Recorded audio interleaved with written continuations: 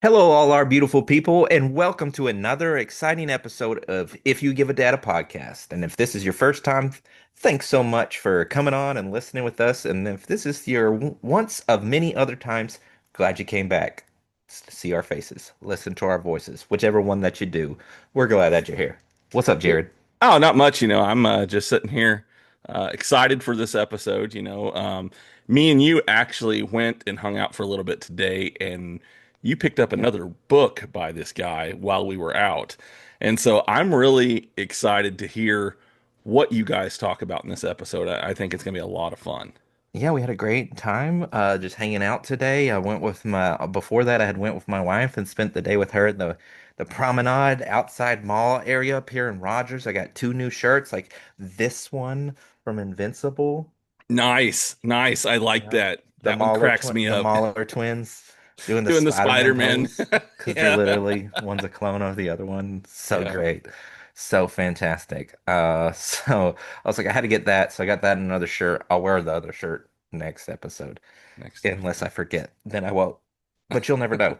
But yeah, we got a really exciting episode for you guys. If you're like, "Hi, Nick started the show," that means that Nick is doing the interview, right? That's what That's it true. means. Yep. So if y'all remember last episode, I did a segment of In the Stacks with Nick, and I talked about the book Fantastic Land Hmm. by author Mike Bockoven. And guess what? We kind of alluded to the fact that I had got him for an interview, but like not like straight out said it unless we were super convert about it Covert. and covert. I almost said convert, Covert. covert about it. They know, but I'm sure you didn't know this, guys. But I got the interview with him, and so yeah, that's what we're gonna do for today. Jared, you excited about it? I'm very excited. He seems like a really awesome dude. And so, yeah, if you guys are as excited as we are, then let's get this show on the road. Let's go, Nick.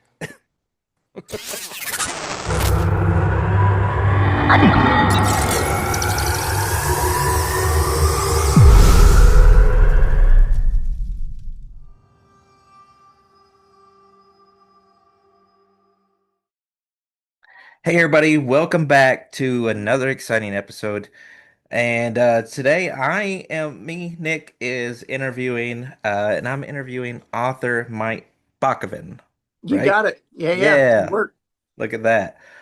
So yeah, if you listen to the last episode, in the newest segment that we started, in the stacks with Nick, where I read books and give a pretty much a review on them, or at least give my thoughts on them. And yeah, so I did the book Fantastic Land, which Mike you wrote, right? Yeah, yeah. At last I checked, that was one of mine. Yeah, it says your name on it, so you know. Yeah. So that's always good. And so whenever I read the book, I was like, "Oh man, this would be cool to talk to the author about this." And then I saw that you had an Instagram, and I was like, "Let's try. Let's see if I can wrangle him in for an interview." And so I really appreciate you, getting back to me so quickly and agreeing to do this. So this is No, I'm glad awesome. I'm glad you did. I appreciate it. That's been one of the I'm it's one of the best parts about the writing gig, which, it's a side gig. It's something I Yeah. do, in addition to my 8 to 5. And just meeting cool people and being able to talk to people who've read your stuff is just like far and away the best part of having any of this done. So it was real cool you reached out. I appreciate it. Yeah, for sure. I kind of feel the same way.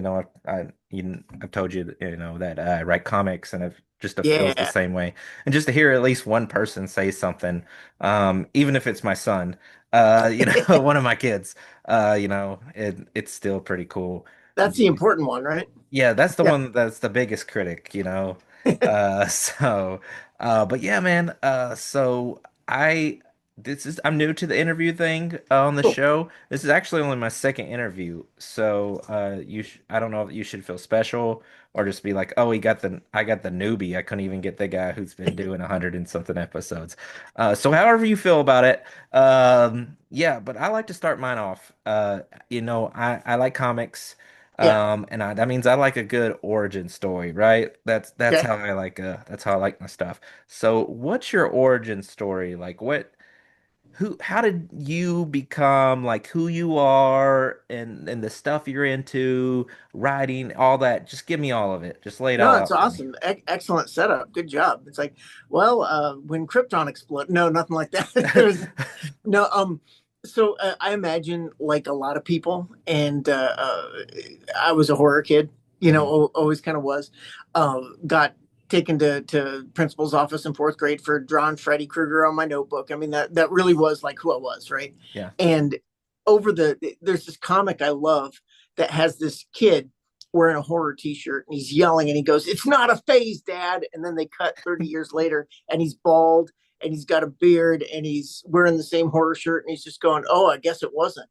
And like that's me. It's like I Yeah. guess it wasn't a phase. I'm sitting in my tiki room. I've got a bunch of horror stuff on the walls, and it's I like, see yeah, that. that's just kind of the way it shook out. It was always kind of something that was interesting to me. But the writing thing, I didn't start till later. I was uh, grew up. My first job was I was a local news reporter. I did like Okay. newspaper reporting for like 7, 8 years. Worked in a museum for a long time, and after that, and when I was rounding, third base, going to 40, you start thinking about like, okay, what do you want to do? What haven't you done? And I always wanted a couple books with my name on them, even if they didn't go anywhere, right? Even if they Right. weren't, bestsellers. I wanted that.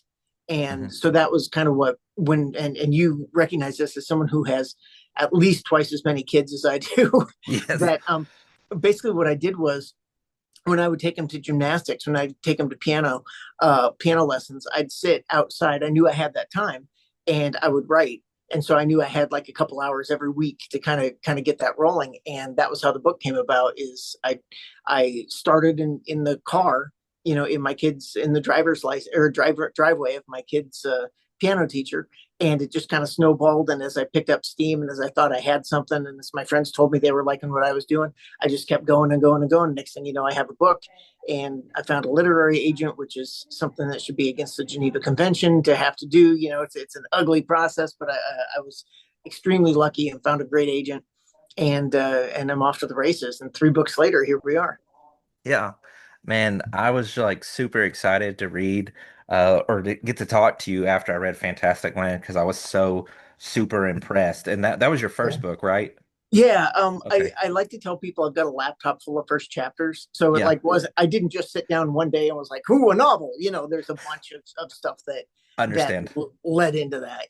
As an artist, you understand. But yeah, it was the first full novel length thing I finished and sent it around, and man, it got some attention and got edited, and there you go. Well, this is totally off subject, but not really off subject. But when you first started it, and you're like, "Well, whenever Krypton exploded," what's funny is I'm pretty sure that I've did something like that before. Except I said, "Well, you see, my parents were murdered in an alley." You went with Batman, yeah, Yeah, I yeah. went the bat. I used to go with the Batman, and you go with the Superman. That's pretty cool. That's I pretty cool. think it's proximity to July 11th, the movie, but Oh yeah, man, yeah. super excited. Me and Jared are going to go see it. So exciting. I'm really excited to see it. I like Superman a whole lot. Obviously I'm a little bit more of a Batman fan, but Smallville is my favorite show of all time. That's a pretty good show. I really like Michael Rosenbaum's Lex Luthor in that show. He was fantastic, just Oh kind of yeah. very cool and detached, and the whole thing. Yeah. Yeah, I love it. They do a podcast, him and Tom Welling do a Oh, cool. podcast called Talkville, where they've been going for the past couple years, going back through every episode. They watch every episode and talk about it and stuff. It's kind of like a new thing that, celebrities are doing on old shows. Think we got several of them. But yeah, I think they're on season 6 right now, almost done with that. So It went I've been 10 enjoying years, that. didn't it? Yeah. Yeah, 10 years. So Yeah. he actually leaves the show after season 7, so I'm really interested to see what his thoughts are 8, 9, and 10 because he never saw those. Um, Fun. yeah, but anyway, so yeah, that's a really cool history that you got with writing of just Mhm. starting one day, That's kind of like not necessarily the same exact thing, but the reason why I started doing comics is because I actually wrote my first comic. It's called Vengeance. It's my Okay. superhero comic. We got like That's what's four. on the back of your wall there. Yeah. Yeah, yeah, yeah. It's Vengeance. Cool. That's a poster by one of my artists, Eric Cushing, who does the art on Vengeance 4, which just went out, and Vengeance 5, which is coming out. And then he's the main artist for the Eighth Day, which is the shirt that I have on, and then the other Cool. thing over there. Anyways, just had to chat out my people there. No, no, Um, yeah, do it because no one else is going to do it for you. I exactly, I had to exactly. learn that the hard way. Yeah, sometimes you just got to fight your battles Yeah. yourself. So. I wrote Vengeance as a movie back in like 2007. Wow. And then I wrote like a sequel, and then I came up with a third idea for a third movie, and then I started writing it as a TV show. Um, and then like I just built on this mythology, and I had it for years, never do anything with it. Um, and then about 4 or 5 years, it was about 5 years ago, I said, "Hey, why don't I make this a comic book?" Hmm. So I was like, this seems like a smart idea. It's a superhero. I love comic books. I mean, it makes Why sense. not? Yeah, yeah. Why not? And so I was like, let's do it. So let's get it out. That way you could just like say, look, I did this. I actually did it. If some Uh-huh. people like it, then cool. If not, cool. At least it's out of my head. I can look at it and actually see it and be like, ah, I did this. So that's Absolutely. basically what I did. Yeah. Well, And then, I always tell people that who are like, I get some people who will say, I want to write a book. And my first thing out of my mouth is do it, do it, do it. Because one of the best, one of the best days in the world is that day you get the box with your stuff in it and yeah, you open the box and there it is. And it's a real thing that came out of your head and now it exists in the real world. It's, I don't feel great about myself all the time, but that's one of those times where I allow myself to feel really good for just, 10 minutes, just like, look, I freaking did the thing, and here's the thing, and I got the proof that I did the thing, and it's the best thing in the world. right. Opening those boxes is the Yeah. best thing. And Hmm. just like taking if the comments they come in like bubble wrap and stuff and they're all wrapped together and Oh, things yeah. and I'm just like Yeah. opening them like and then I put them all in the bags and boards. I was like, this is so cool. It Sometimes I never gets old. make my Yeah. kids do an assembly line. So then I'm like, you put it in the bag and put the board. And so anyways, that's neither here nor there. That's cool. Child That's a labor. good moment. But that's just such a fun thing. And so, yeah, definitely, I always tell people the same thing. I mean, at the end of the day, though, what's gonna happen if you do it? I mean, like nothing bad. It's not like you're gonna get in trouble or Oh, I yeah. mean, people could say no and you just don't sell any. Oh well, but at least you did it and you can say that you did the thing, and at least you don't live like 30 years, 40 years later and be like, I should have wrote that book. Yeah. Should have wrote that Well, book. and you had it right. Just like getting it out, having something that's going to outlive you, contributing to the great edifice of art. Just putting an idea out into the world that wasn't there before. I mean, that ain't nothing. And I've lost this battle a million years ago because the schools are very, very interested in teaching you how to get a job and how to hold a job and how to have a vocation, but like art is a thing. I mean, Yeah. it's fundamental to human beings. It's fundamental to our very DNA. And like, yeah, there's I seldom see people regretting pursuing art. I mean, and I know that down that road lies financial ruin. But it just anyone who's ever done the thing, I always feels real good and is just eager to talk about it. You know what I mean? Yeah, for sure. Yeah. Um, what was I gonna say? I was gonna say something and I can't remember what it was now. I totally lost my train of thought. Yeah, it's cool. It's cool. Uh Man, I don't know what happened to me right there. So, I know earlier you said that you had like a lot of first chapters and stuff, so Oh, I didn't just go out and say, did you ever like write any short stories or anything before that? Or good question. So most of my writing experience, the answer is no, and okay, most of my writing experience kind of came from my work. Like I was a okay. journalist for 7, 8 years. I wrote a lot during that time. Um, I was a marketing director for a museum. You write a lot during that time, and of course, now we're in an age where that isn't necessarily as big a deal because people are entering it into computer programs and it all kind of sounds the same. But writing was always part of what I did. So when I got to the point where I thought I had a creative idea, I had something brewing, I was able to sit down and kind of draw on that a little bit, right? So that's the good news. The bad news is fiction took me it takes a minute, to kind of hit the rhythm. And the thing about Fantastic Land and my new novel coming up is they're first person, but it's a bunch of different interviews, right? Hmm. So the that format kind of came to me, and I was inspired, ripped off World War Z, and a bunch of other stuff, but I was kind of prepared for that style because I had come at it from where I had come at it from. So I Hmm. was able to take, life experience and work experience and kind of work it into what I was doing. But no, I've written a bunch of short stories since. My first one is going to get published here in a little bit. Okay. 4 novels and one short story at the end of 2025. So, there you go. Nice. Awesome. Yeah, so like I started writing what's funny is so journalism that you said. Yeah. What kind of like newspaper articles or Yeah, I was a newspaper guy. It's what I went to school for. My wife and I both worked at the same newspaper for 7, 8 years. Uh, she was a cops and courts reporter and a better writer than I was, and I was kind of hospitals and nonprofit. We covered a small community. I live in a town called Grand Island, Nebraska, about 55, 60,000 people, and it was a community newspaper. And me and 6 other people covered the community, and that's Mhm. how it went. And that is now dead. That is dead as disco. That is dead. Yeah, But you can't have a job like that anymore. But I was lucky to have it from 2000 through about 2008. newspaper, and you didn't come from Krypton, right? So No, that was a no, joke. no. That was a Yeah, I joke. got it. It was good. That was Okay. good. All right. I'm So far too fat to be Kryptonian. I get that. I felt that down here, right down Out there. here, yeah, yeah, yeah, Yeah. So fun fact, the first thing I started writing before I wrote the movie scripts yeah. was newspaper articles. Oh, fun. Back in 2006 when I first started going to college, uh the college had a newspaper, and so I Me started too. writing articles there. And I wrote like entertainment type pieces. And then the second year that I went to school there, they didn't have an entertainment section, so they just had my one little thing. Yeah. But we started entertainment section. I was the first entertainment editor for the newspaper Oh, there. that's So cool. yeah, Yep. so I actually got my start doing that as well. Then I started writing movie scripts, and then I just stopped going to college for a long time.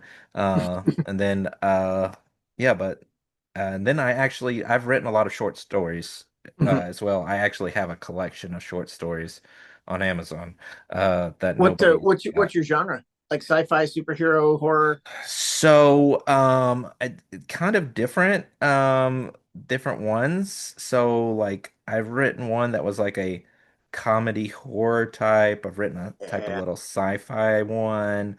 Um, and then like some other ones, just some drama ones, and not just fiction, nothing set in stone. It's crazy when the muse hits you, like what comes out of your head sometimes, especially like with short story stuff and how that works out. You kind of I think I wrote 3 short stories in a row and went back and read them. Was like, oh, this all has people on fire in them. I must be interested in that right now or something. Right. It's weird where your mind takes you when you do that sort of stuff. Yeah, right now I'm currently been working on a long time for my first. I guess it's really a novella in a way because it's not novel length yet. Mm-hmm. So it's a post-apocalyptic. So Oh, fun. Yeah. yeah, and that's kind of what A my little that close to home, maybe, but yeah, yeah, which is kind of how I felt when reading FantasticLand. I was like, well, this seems a little too real in some points, especially come knocking. I was like, oh, this is real life. yeah, yeah, I kind of drew off the internet there. Yeah, yeah. The Eighth Day is actually a post-apocalyptic comic. It's our biggest seller, and it's my favorite book Oh, that I've done. congratulations. And so my novel's kind of set in the same universe in a different area. Um, but what was I gonna say? But let's get to Fantastic Land Cool. because that's really, where I figured out who you were. So I bought Fantastic Land at Barnes and Noble last year. Thank you. Um, I was on a table with a bunch of other thrillers, and I remember it because I saw the cover, and I was like, well, this looks fun. I like theme parks. I'm a big Disney guy. I've been to Yeah. Disney World like a dozen times. And so like I'm a huge Disney guy. And I'm really the books I read or my genre of choice is horror thriller books. So Me too. that's the books I read. Mostly thriller, but some horror. But I mean, those kind of blur the line at these Hmm. point in time. Yeah. Um, and so I was like, okay. So I started reading the back. Read the back, and I was like, well, I'm sold on this. So Dark horror. Yeah. I was like, okay, so it's horror. It's also like amusement park that's like Disney World. I was like, cool. Um, so I just bought it just because of that. I didn't even Cool. really like, flip through it or anything like that. I was like, well, this is cool. So I got that, and then recently I read it, and I was just super impressed on first off how the book's written. Hmm. And so really, I guess we could just start there because it's so much different than every other book that I've read. I'm sure there's probably books that are in that interview type style, Oh yeah. but yeah, it's just I haven't read any of them, so maybe that's just why since yours was first, is super more impressive to me. Because I Yeah. just I'm not doing haven't. anything all that original, but yeah, Yeah, yeah. you know what I'm saying. Well, for me, it was original to me. Cool. It's I original appreciate to it. Nick, so Yeah. I really like that style. When you were coming up with the idea, did you plan on writing like that style, or just when you thought about it?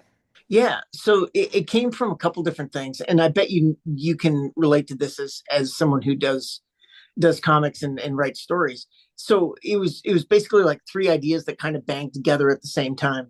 And this won't surprise you at all. I'd taken my kids to Disney, right? We had done Oh Disney man, World, really? and I'm not gonna, I'm not gonna. I hope I don't say anything that gets me sued, but you can tell the Fantastic Land layout is basically Magic Kingdom circa Oh, 2010. yeah, I mean, for yeah, sure. yeah, you can kind of tell. But the the basic gist was we had just gone there, and being kind of a pessimist in general, uh I'd had a great time. I'd watched my daughters have those magical Disney experiences, and I'm looking around and I'm going, what could go wrong here? Well, wow, that's a terrible idea if that were to fall over, that sort Yeah. of thing. And so that was like the first of it. And then I had just reread World War Z, which you haven't, which if you haven't read, is just a masterpiece of American horror, just a towering achievement. It's a lot like Fantastic Land in that it's all first person, it's all interviews, Hmm. it's a little less connected. Each story kind of stands on its own, even though it does tell the whole story, a much bigger story of like the zombie apocalypse and how humanity fought back and all that sort of thing. It's a great book. Max Brooks wrote it, and I always said that if I ever meet Max Brooks, I owe him a steak at least, and Yeah. so I recently reread that, and there was like a song or something that was bouncing around in my head in our trip to Disney, and all those kind of slammed together, and I'm like, oh, I think I've got an idea for how this is going to go. The cool part was I'm a discovery writer. I don't sit down and overly map it out, right? I have an idea. Sometimes I have a thing I'm running to, and sometimes when I get to that thing, it doesn't make any sense, so I have to throw it away, But Yeah. that was the idea, is kind of sitting down with this framework and kind of telling myself that story. And then one more thing, and I know you'll relate to this, is I remember at one point getting to toward the end and thinking, man, it would have been great if I'd have planted this at the beginning. And then I thought, Right. wait, I can go back and I'm God here. I can go and plant that in the beginning. So I went and did it. So, and then you seem super smart. You can make all these connections, even though you didn't think of them at the time. So yeah, that was kind of how it came about. It was just a bunch of different ideas smashing around, and the right three kind of collided. Yeah. I just that was just so cool to me, the interview thing. I like how the interviews like it's like each one is like a little bit, you get like a little piece at each little time as Yeah. you go along. And it's like it's following a story, but at the same time, because of these people, the way they are perspective where their perspectives is are at that time of how they experience different things, it just builds and builds. And I was like, this is so cool. And each chapter is like a different person and they're telling a story, but it's not like the question and answer type deal as well. It's like them basically telling a short story or something like that in a way. And I was like, this is such a cool concept. So I just gotta applaud you on that. And Cool. Thank you. I'm gonna pretend like no one else has done that. So that's gonna be my head canon. Okay. I'll So take it. I'll take yeah, so let's just go with it. Um So you were at Disney World, and then you just thought about that, and that's kind of how I get the ball rolling. Hmm. I like how you use that type of inspiration because I just thought the idea though was such a cool concept as well. Because I was Yeah. like, it's like this could be real world. And I was like, this is basically he created this theme park that's like Disney and Universal. I was like, and it just, I talked about it on the episode last week, and you said that you Yeah. listened to it. So Appreciate that. you you heard of how I just thought that was a cool idea. I even sold Jared on the idea. So I was like, this is just Did such a cool moment. Yeah, Yeah, do you mind me asking, did you read it or did you do the audio? I read it. Okay. The audio, and I can say this because they didn't consult me at all. Just one day it showed up in my inbox and was awesome. They have two narrators, a male and a female, and they do all the characters and they get the Okay. voices down. And that was kind of how the book took off, was that the audio was just exceptional. I mean, they really did a fantastic job on the audio. And so that's where it kind of got discovered, and then kind of Barnes and Noble picked it up and has been very, very kind to it, which is very cool.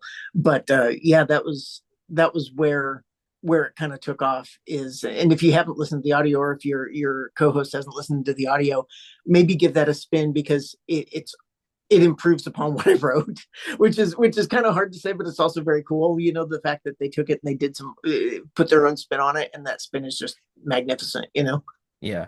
I mostly read print. Yeah, me too. Mostly I just started getting audiobooks last year. The first one I listened to, like, I was just like, I don't know if I can do this. Like, I just don't know because like everybody's just like swore by him, and I was just like, I don't know. It Yeah, wasn't. I don't know. And then the next one, I was like, you know what? That wasn't bad. That wasn't bad. And I've listened to like maybe like somewhere between 5 and 10 of them. Uh, but I would definitely give it a shot because I like whenever they do different voices, and the fact that they use a male and a female, that's pretty cool to me. yeah, it's pretty cool. So that's I'm gonna have to check that out, which will give me another reason to dive back into Fantastic Land. And Yeah, they do a pretty good job. So.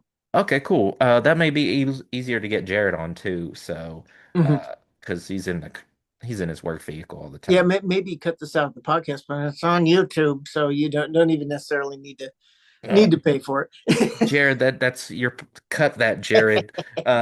So I don't edit this. He does it. It's So all good. you It's go all ahead. good. Um, what was I gonna say? Why does Fantastic Land feel like so real? Uh, some of the themes that happen. I was like, this is a very interesting time in life to read Fantastic Land, which I don't exactly remember when that book come out. Based on It, when it's it's a little older. I think a it was little older, published in right? 2017. Yeah. Yeah, 2017. I thought that Mhm. was. I didn't want to be wrong though, but since you said that, I was thinking that. Yeah, I think it's Uh, 8 years old. yeah. Which is fine. So I'm going to go back just a bit to me being a little bit of a pessimist in that.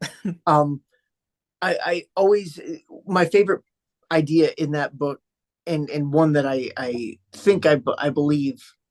You never want to say you believe something all the way down to your core, because those things can change. But Mhm. but I think if the guardrails were off, there are a lot of people, many of whom you wouldn't expect, who would just take so much pleasure in hurting other people. Right. I think they can't wait. I think society is held on by those guardrails. And if those guardrails were to disappear, there is a lot of ugliness just waiting and boiling right underneath, just waiting to come out.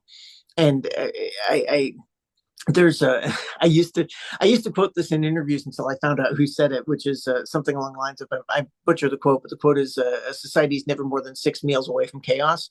And then someone looked it up for me and said, you're quoting Joseph Stalin. And I'm like, oh, maybe I should stop doing that. Did Maybe, anyone say anything like that I could start quoting?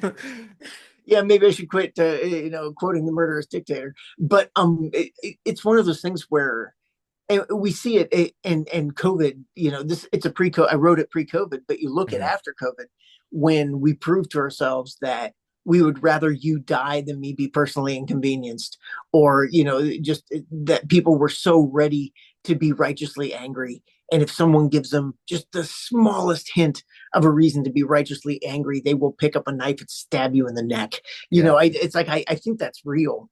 I think Mhm. that's I think that's your any community in the United States. I think that's maybe go a little bit deeper and say human nature. And so just kind of having all that crap whirling around in your head. And then, of course, I'm a father. I'm a professional. I'm a husband. Just like you, I've got all these responsibilities and people to care for, and try to teach kindness to kids and all the rest of it. And so it's like, well, how do you get this out of your head? How do without trying to be the most negative person on the planet? I'm not a whole lot of fun at parties, but I can put together a book, and that's Yeah. kind of how it shakes out. But yeah, that theme, the whole idea of Brock Hockney is something I think I believe pretty hard. That you get the right person in the right circumstances and the right guardrails are down, and blood in the streets, man, every single time. Yeah. Yeah. So, you want to hear a joke now? You know, you're good. Wish I had a better way to end it, but that's kind of what motivated the book. Just the way that it like society breaks down. I was like, I could Mhm. see this happening. Like this is just like, especially now, eight Oh years yeah. later, like I Hmm. was like, this is I could see it in America of today. Like I was like, I feel like future Mike gave him this book idea, and that's how he came up with it. It But was very nice of him. I want to shake his hand. he's a good guy. He's a good guy. Yeah, yeah, But yeah, let's see here. So you listened to when I talked about the book. Well, yeah. did you like my pitch for the TV show of Oh it? yeah, that sounded like fun. It has that's been one of the fun bits about Fantastic Land is it's been optioned for about as long as it's been Right? a book. Maybe it took about maybe a year or so, but hasn't been made. Yeah. And it's one of those things where every day you wake up and your life could change, and every day it doesn't. So, Yeah. Right. so you Yeah. wake up and go to your 8 to 5, which is fine.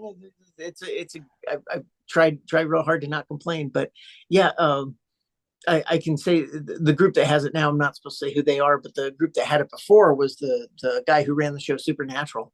So I got Oh to man, go to LA and meet that guy and see the sets and everything, and that was Jared kind of loves Supernatural. yeah, Jared yeah, loves yeah. Supernatural. Tell him Andrew Dabb had the rights for a little while, Oh and man. which was cool. He was a great guy, and sorry he couldn't have gotten it going. And the new group, we're hoping they get something going, and maybe there's a group of it's hard to know how these things work, and I know nothing about Hollywood, so it's like I'm completely in over my head and don't mind saying so, but the response has just been so.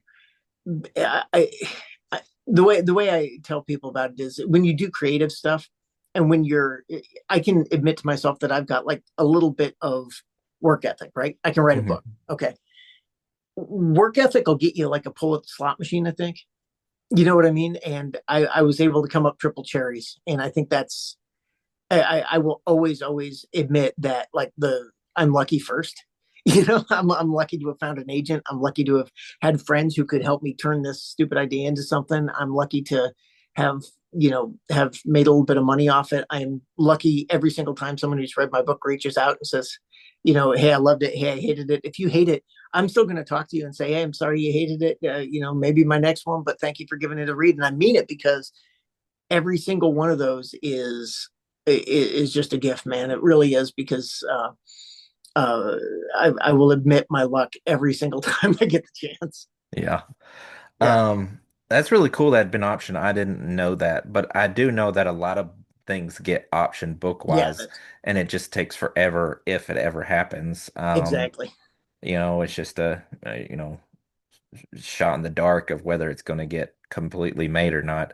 But Yeah, it's we'll just see. like companies just try to find something and be like, just in case we figure something out, we want to be the people that do it, you I know? live in hope, but that was a real good pitch you had about the book. Yeah. Yeah, I mean, I was just like, it just makes sense to me. Like, I mean, I was like, this is a good idea. So maybe somebody from Hollywood that has the right will listen to it and then be like, we cracked the code. We did it. Because I will be there to watch it that day when it hits Netflix or wherever the hell it's Yeah, at. or wherever. I don't I know. mean, Maybe it I'm never gonna watch does. it. You never know. Hey, man, it'll be good. Um, we don't have too much long in this meeting, but we will. I still want to talk, so Okay, cool. Yeah, I can hop back on. yeah, so we'll hop back on, but we got like 8 minutes or so. Um, so you've written two other books that have Yeah. already come out. I haven't read those yet. but since I just ran Fantastic Land, so I mean, obviously, and then I read another book before we had this interview, which we'll talk about when we come back. But since I haven't read the other two books, why don't you sell me on the second book you came out with? Okay, yeah, I'll run the other two real quick. Thanks for the Yeah. opportunity. So the second one was my attempt to get a series going because I thought that would be fun, Okay. and the book itself turned out fine. It's called Pack, and it's a werewolf novel. And I was watching a lot of Sons of Anarchy at the time, so my theory was motorcycle gang, except they're werewolves. That was kind of the That's theory. so It's cool. like messed up family, a bunch of family dynamics, bunch of new people coming in, old people going out, but a lot of resentment and anger. And oh yeah, every now and then we go into the woods in the middle of Nebraska and turn into werewolves. Like yeah, I thought it was fun. I enjoyed writing it. I think it's a fun book. It didn't probably shouldn't have been my second book after Fantastic Land because it's a completely different thing, right? Hmm. But I enjoyed it, and I wrote a couple more, and whether they ever see the light of day, who knows? You'll never know. So it's one of those sort of things. My third book, I think, is a pretty decent kind of gory thriller called Killing It. So if you'll permit me, the easiest way to think of it is like The Shining in a comedy club, but I don't want to compare it to one of the best horror novels ever written. That's like a bad place to start. So, but the idea is you've got a bunch of comics in a club in New York who are in the green room in the basement of this comedy club where the internet doesn't run and the phones don't work. Guy upstairs goes crazy, does some bad things upstairs. The comics find out, and then game on. They got to get out. I mean, it really is just kind of like set them up and knock them down, sort of thing. And I was inspired by. You ever seen the movie Green Room? Jeremy Saulnier's movie Green Room. No, I have not. Patrick Stewart plays a neo-Nazi. It's one of those movies Okay. that'll just reshape your brain a little bit because it's just one of those brutal set them up, knock them down sort of stories. And that was what I was going for. And I think I got there. I know I feel good about it because I came up with a gore gag I had never seen before. It's like when I get there, I'm like, wait, I don't think I've ever seen that. Yeah, let's go with that. That sort of Okay. thing made me feel pretty good about it. And I like the characters and I like the action. And I'm trying to say something. The themes kind of work their way in as you go. So yeah, I really like Killing It, and that got re-released through Datura Press here about 3 months ago, somewhere in there. Yeah, fun fact, my library has that. Oh, cool. Yeah, I think it's digital, but so I will probably be reading that soon. yeah. It's Uh, grody. There are a couple bits in there that I felt real bad about, but it was fun as a horror guy. You're like, yeah, this is going okay. awesome. Yeah. Well, I appreciate you selling me on those because they both sounds cool. I wonder if I could convince my stepdad doesn't read a lot Sure. at all, but he's way different than me. He's very country, he's a redneck, and we may be doing a podcast together, but Oh, that's that neither sounds here. like fun. Yeah, we're so I guess this would be exclusive news. Where are you We guys out of? What part of the country? we live in Arkansas. Arkansas. Okay, cool. Yeah, I live in Northwest Arkansas. I did Yeah, I live live in in, Nebraska, so yeah, we're yeah, I know the sometimes. redneck. Yes, so that's my stepdad. So I actually just moved here. Jared lives up here. But I'm actually from Central Arkansas, about 45 miles south of Little Rock. Yep. The town that I'm from is only a few thousand people, but the town where I was like basically raised, where my stepdad comes from, population was 282. Oh, geez. So I'm like a huge geek. He's a huge redneck. So we were thinking about doing this podcast called Geek versus Redneck. I like that. That's And really where cool. each episode we trade off, like one episode, like I explain something to him, and then That's a my that's a good stuff, and then the concept. second one, the next episode, he explains something to me. So like I can sit there and like talk to him about the DC universe or the Justice. Like I would have to break it down. I'd have to do like Superman, Batman, Yeah. you The know. art the art kind of writes itself though. You think of Yeah. the I can think of that image right off the top of my head. Yeah, art geek versus redneck. That's awesome. Yeah, because I told him, I said, yeah, man, because if I can talk to you about Star Wars, the best franchise in the world, and he said, you mean Lonesome Dove? And I'm like, Ah, and I was like, dude, this podcast sells itself. yeah, I know the flavor of redneck now. Yeah. Yeah, so that's where we're at. But he loves Sons of Anarchy, so I'm wondering if I Mhm. could sell him on the pack Yeah, I without don't telling know. him. I was like, just read it's like Sons of Anarchy, and he'd be like, what the hell are these damn werewolves? And I'll be like, What, what are you talking about? Sons of Anarchy, man. Yeah, that was the goal anyway, whether I got there, but that was what I was watching when I was writing that novel. It's like, yeah, I thought it worked out okay. Yeah. All right, man. Well, let's take a break. Yeah, I'm gonna have to email you another link, and if Jared doesn't cut this out, Jared didn't set up our meeting correctly, and so we're having to use a different way. And since I don't have Zoom Professional, we only have 40-minute time limit. we'll get it done. Let's call out Jared. All Jared, right. you suck. Boo, Jared. All right. We never left. We've been Cool. here the entire time. It was just a blink of an eye, man. Boom, we're back. Yeah, you were boom. All right. So, thanks for once again for letting me know about those two books. Yeah. Got Fantastic Land down the. Surely there's something new, right? Surely, I mean, you're so What a lead in. What what a was softball. Thank you. what was no Oh, problem. What was crazy? Sorry, let me I'm no, it's cool. took it back. Um, I read Fantastic Land, right? Hmm. And I said, man, I love this concept. I love that there's this reporter, Adam Jakes. And I was like, I need more of this. I wish there was like, I was like, he should do it like a sequel or something. And then I found you on Instagram. Hmm. And then I was like, oh my goodness, look at this. He's about to put out a new book. So tell me about it. Yeah. So, okay. On July 1st, which I think is when this pod is dropping, Yes, right? Yeah. Yeah. today, not as of this Today. recording, but as the time that As of you're today. listening or watching. Yeah, you can grab my fourth novel, which is called Come Knocking. So the idea is, I've tried to be honest with you. I'm not going to lie. I've tried to write a sequel to Fantastic Land for years. Tried to pick up some of the characters. Tried to run with a couple different ideas, and it's hard to describe why it never quite worked. But I never felt like great about it. You know what I mean? Hmm. It never quite got where I wanted it to be, and so I had tried a few other stories with that kind of interview format, and again it just never clicked.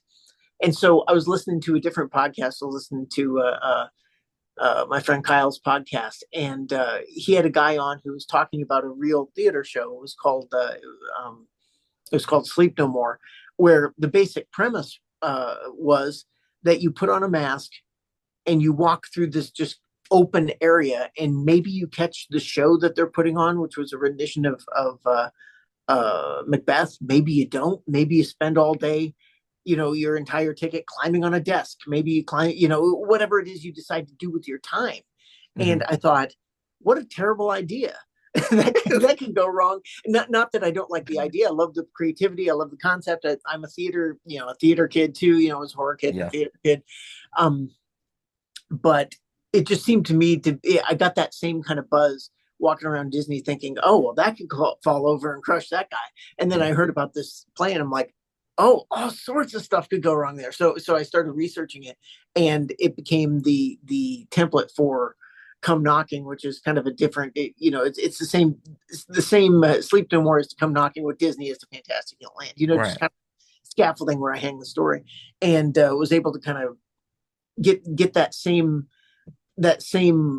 juice and make the epistolary interview thing work. And so I was surprised and delighted that was something that happened. And once I figured it out, I wrote it real quick, and it just kind of got rolling. It wrote it in about 3 months, and it's been in the editing process for 6 months, somewhere in there, and it's going to come out maybe a year after I finish the last couple words on it. It's fantastic. I'm super super happy with Yeah, that's what I've read. I it. read Come Knocking because I use NetGalley and get Yeah, ARCs, or people are like, what does that mean? Advanced review copies of books. yeah. And so I just happened to go on there, and I just put your name in and saw that was on. I was like, look at this. I could read the book before I talk to him. And I was That's like, cool. so I was like, I'm getting this book read. So, we were supposed to record a couple days ago. So Sunday, I read a bunch of the book. And then Monday, like, I was like, I'm getting this book finished. And so, like, I was trying to Appreciate finish that. before Tuesday. I was like, because I want to talk about it. Plus, I was also just enthralled with it. I was like, because it's what I wanted. It's like, it's a sequel, but not a sequel in a way to Fantastic Land, but it follows the same type of thing. And I was like, I like this, it's something like this tragic event being told through this interview style, and it's like, why the fuck did this happen? Sorry, language there, Okay. but like that's what kind of like.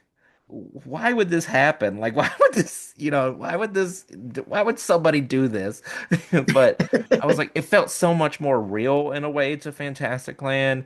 And I don't know, man. Like, I feel like I could read, I think I said this in my little review that I put up, and when I did the Net Galley review and stuff. I I was like, I appreciate could that. just read tons of Adam Jake's crazy adventures that he goes does with because like I was actually gonna put this in my review, then I kind of forgot it, but there was like this one part near the last interview, or I can't remember who it was, but someone said something about the line, and it was like something crazy, and then it had something that kind of alluded to Fantastic Land, like a theme park Yeah. with that, but there was something I threw before one or it. two things in there. Yeah, Yeah, you threw something in there, and I was like, "This is this dude setting up for another book?" That's what I thought, and I can't remember what it was, but there was a couple times that I was like, "I could see." I was like, "Let's do this. All right, let's fun."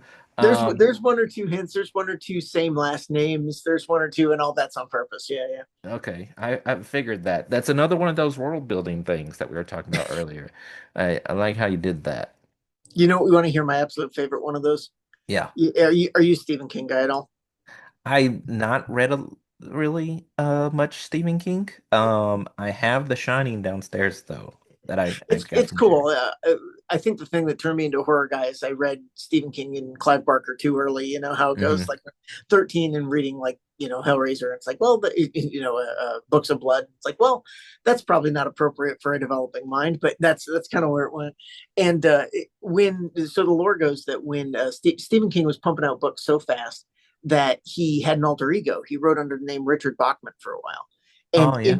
in one of the Bachman books that he was writing, he wrote this whole thing about, well, two people are talking, and one of them says, "This is stupid. It sounds like a Stephen King novel." And then someone wrote, "No, Stephen King's the best novelist." And he does this whole talk about Richard Bachman just saying how great Stephen King was. That's one of my favorite one of those. Anyway, that's an aside. Sorry to No, no, derail the that's good. conversation. I just always love telling that story.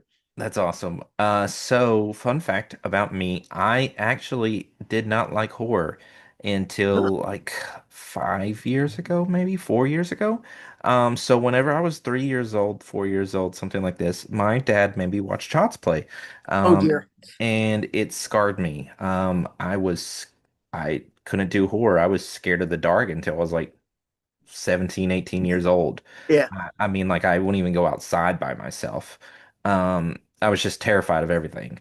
Um, I was also like 5 foot tall when I graduated high school, and I'm now 6'1". So, Yeah. um, but anyway, I was just scared of everything. Just couldn't do horror until and then even when I became an adult, it just wasn't something, like it was just, I don't know, just in the back of my, it's not like I was like scared of anything, like Yeah. anymore, but just the fact of that, just like I couldn't even see like a Chucky doll at Spencer's or something would just, I'm like, nah, can't do it. So it just was never dipped into it. And then I started playing, I can't remember what it was. It was Resident Evil 7 Biohazard. I Okay. played that and I was like, this game is amazing. And it was horror. And I was like, I'm not scared of this. I was like, this is actually awesome. So then I started playing more horror games. Then I started watching horror movies. And now I actually have a horror comic book. Oh, that's cool. The second and third issue, it's a 3 issue series. First issue came out on Halloween last year. Oh, that's Issue two good. should be coming out like next month, something like that. And then issue three will be out by the end of the year. And we'll finish that up. So it's kind of weird. I've kind of come like a full circle moment of never being into horror. Now, like I love it. And now I only read horror and thriller books. So that's why I haven't read much Stephen King Oh, it's cool. because It's cool. I'm just now dipping my toes in that world. No, Uh, I love that evolution though. The idea that it went from something that was threatening in your mind to something you were able to forward and kind of control a little bit, right? Because yeah. that was my experience with horror. Is that, how do you put it? It like gets to you in a place you don't like, so you put it somewhere else in your brain and it becomes, becomes something else. There's this very famous photo of the first screening of the movie Alien. Okay, Hmm. and the alien, they got the chest burster scene, right? The alien bursts through, or one of the characters' chests, and blood goes everywhere. And it's this shot of the crowd watching that for the first time, and everyone in the crowd is going, and they're recoiling, and there's one guy sitting back in the corner going, yeah, and Nice. it was weird. I kind of trained myself to be that guy. Yeah. It's like, because, or yeah, when you're a little kid, that's Freddy Krueger's the last thing you want to see, and taking control of that, and then realizing, oh wait, this is just fun. We're just having a good time. We're fronting this. The movie Cabin in the Woods is kind of all about why horror exists and what it is about, and why it's been part of human beings for as long as human beings have been alive, is because these things that can actually be an existential threat to us, we actually want to control. We actually want to dampen a little bit, and I love that experience for you, that was the Chucky doll that was always lurking in the background. You kind of took it and shot at it, and its head exploded, and you had some fun with it. Yeah, actually, and when I was 6 or 7 years old, was living with my dad. We were in an apartment, which is we were on like the second floor or something, second, third floor. I can't remember exactly what. But I remember waking up one night and thought I saw shadows of two people like in my room. And they were talking to each other and they were like whispering to each other. Like I could hear people. So it like freaked me out. Yeah, Yeah, so that was just a another thing freaky that thing. Yeah, yeah, and so my book, and so that those whispers that happened, and that I was hearing, actually affected me a lot. And my comic book is actually called Whispers in the Dark. oh nice. So, I kind of channeled that, even though it's kind of like a, cryptid Pied Piper type character. Love it. Um, so it was just that shadowy figure that I would always be scared of when I was a kid is kind of what I used. And hearing those whispers in the dark of my room, that's where I got the, comic book thing. So it's kind of crazy how as a writer you use these things that have happened or that you've been through experiences Yeah, wise in your writing and stuff. I think that's, really best. That's kind of my favorite things where of writing, myself or just reading things is that I can tell where people get types of inspiration. Like I knew that you had been to Disney whenever I read yeah, that. yeah. Because I was like, I as don't soon as hide it. I saw that the pirates were over here and the fairy things were over here, I was like, he's been to Disney. Yeah, they've He taken knows down what's the up. hat. That's where the exclamation point Yeah, was. the hat. Yeah, I was like, yeah, there's the explanation. I was like, yeah, okay, I get it. I get it. I get what I'm picking up what we're putting down here. Cool. So I like that, and it just feels like a connection. Um, some people, a lot of people like, Marvel Comics and stuff more in Yeah, DC. It's because they like to feel that, they can relate. And I think definitely, your stuff, and that's very relatable in a way. So, but yeah, come knocking. I really like that. We're still continuing the story of Adam. I really like that. yeah. He's not having a good time. No, he's just be going through it, especially in whenever he talked to, what was his name, the Claude or something. What's the name of the, theater Oh, the owner? guy at the end. Yeah, Yeah, the Clark guy at the Gregg. end, Yeah, yeah. Clark or what? Yeah, I was like, man, this guy is giving it to him. He's just like, just letting it all out. I was like, this guy is like, wow. It's like, I've met people like that who are just like straight ahead. I'm going to not just control the situation, but demean everything and everyone around me, and just prey on whatever it is I think I can prey upon.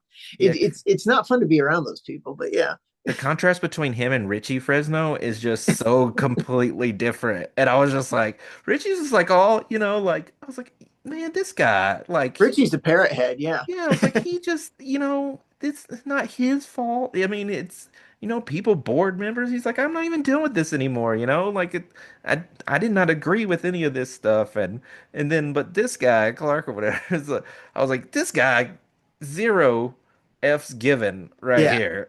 He's just I like, whatever. I tried to come up with a pretty gross caricature, and yeah, someone who, yeah, it was. Actually, it's weird. That's like one of the bits of feedback I've gotten on the book so far is that he's kind of such a foul character Mm. that people don't like the book ending with him. They're like, "Oh, I'm leaving on this really sour, bad note." I'm like, "Oh, yeah, well, maybe I should have thought a little harder No, about." I like that part. I like that it ends on that because I feel like it just, this is just, the thing is that with Fantastic Land, Mhm. I feel like I can kind of see like how these people, in a way, not saying that I condone any of Right, it, right, right, right. but like I can see where these people were driven to this point. I mean, it was 5 weeks, so like I can see, society breaking down. But freaking Come Knocking is just like, even though there's like bits of it that things have happened before, but it's like this about really this one night. It's Yeah, like, so it's yeah. It's just about a really one bad. bad night. Yeah, So people just like were like, oh, this guy is mad because of this, this producer that did something to him and was like, he was this fancy boy for him, and then all of a sudden he's like, oh, he moved on to someone else, so now I'm just gonna freaking murder people and yeah. stuff. And just like, Yeah. Uh, okay, so I think thematically, if I want to sound fancy about it, like the Fantastic Land is about like human nature and the idea yeah, that the guardrails go down and people can be ugly, and then Come Knocking is just about the fish rotting from the head down, right? The idea that there's pain and suffering here, and it gets transferred down here, it gets transferred down here, and even these great accomplishments can be built on this disgusting treatment of other people, and then you throw the internet in there, that doesn't help. You throw yeah, uh, you know what it's a post-COVID book, so you throw uh, uh, I don't know if you are on the internet for some of these things, but like TikTok and Reddit mhm, will mhm. often give me just like tales of people being terrible to people trying to serve them, and that like sticks Right. in my brain. That was something I wanted to get at with that too. So someone out there doing something, trying to entertain, trying to be amazing, and someone's out there like immediately jump to the worst case scenario, and then it just gets worse and worse and worse until there's a real bad night. So Yeah, yeah, I cannot identify with anyone in the Who's There group. Like, I'm just like, you people are horrible people.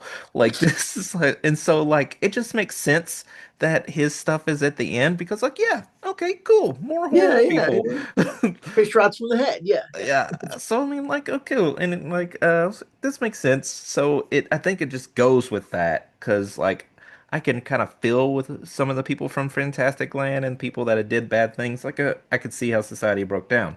But and Come Knocking, I'm just like, these are just a bunch of people that just was like, oh, they had a bad day, and they're like, oh, I'm gonna burn the world down because mm-hmm, mm-hmm. I had a bad day, and then this guy was dating me on a app and he worked at the show that I hate, and he didn't Yeah, tell yeah. me, so obviously they were spying on me.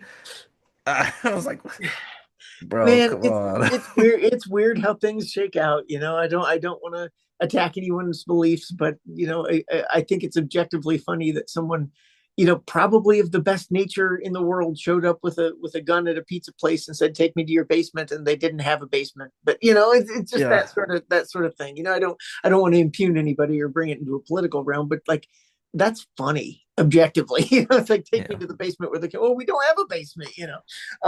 But yeah, it's there were a lot of things swirling around when I put that in there, and I hope it comes across as just like, yeah, there's a lot of different reasons why people can act shitty to each other, and maybe try not to do that.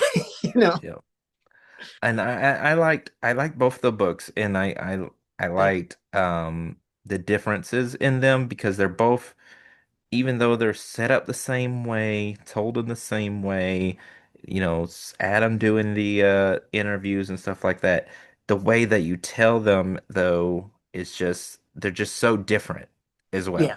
well. Hmm. They're just so different because it's like about, this thing that happened, a long time, and then this one night, and it's just the way that the characters are and everything. It's just, I just like how it's not like a basically retread of Fantastic Land. That's a real good thing to hear. I'm so glad to hear that, because that was my big fear in going back to it. It's like I don't want to do Fantastic Land again. I mean, I want there were elements of it I wanted to bring into it, but I wanted it to feel different. I wanted it to be different, even though it was a story and the character, the reporter character, were the same, and trying to fit all these pieces together. I wanted it to feel like its own individual thing. So I'm glad that worked. That's really good to hear. Yeah, I think you did Uh, a great job at that. yeah, I'm worried that's going to be the top review is, oh, you just did Fantastic Land again. It's like, yeah, No, well, no, kinda. it's not. The format's the same, but Yeah. the way that it happens is completely different. So I mean, like none of the characters are the exact same. It's just all, and like I said, let's just take the last chapter between Richie and freaking Clark. Hmm. It two completely different people. So obviously it's not copy and paste wise. It's just Yeah. use the Yeah. same type of format. And if you think about it, people that write books they pretty much write in the same way, just different stories. I mean, Hmm.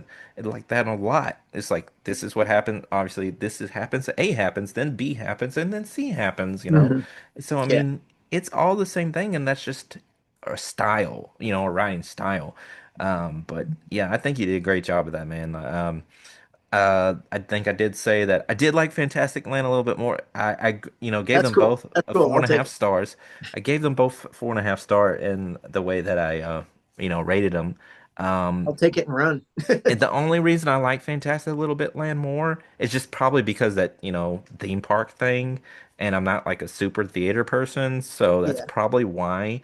But it's not as far as the writing itself. It's very inspirational. So I was like, this guy did this, so I was like, I can do this stuff. I'm so happy to hear that because yes, I did this and other people can.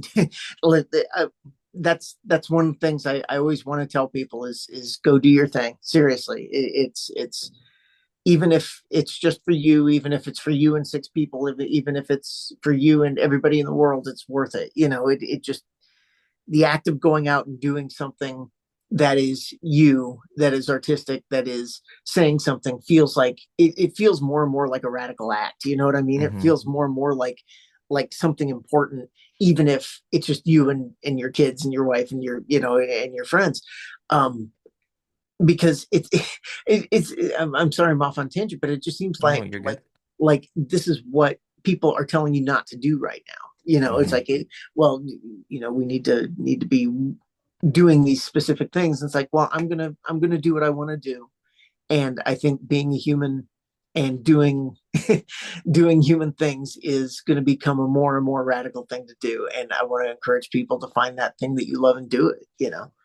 Yeah. So for me, that's writing. I would have written these books even if I hadn't found the success I had. I like to think. I hope. Yeah, it makes me want to write more. So it Yeah. makes me want to finish my book. Cool. Cool. Cool. Cool. So hey, if that makes you feel that should make you feel good. At least, if nobody else on this that listens to this podcast picks up the book and stuff, at least you know that you've, touched me with your writing. That feels great. I really appreciate that. So Yeah. yeah, and you know what?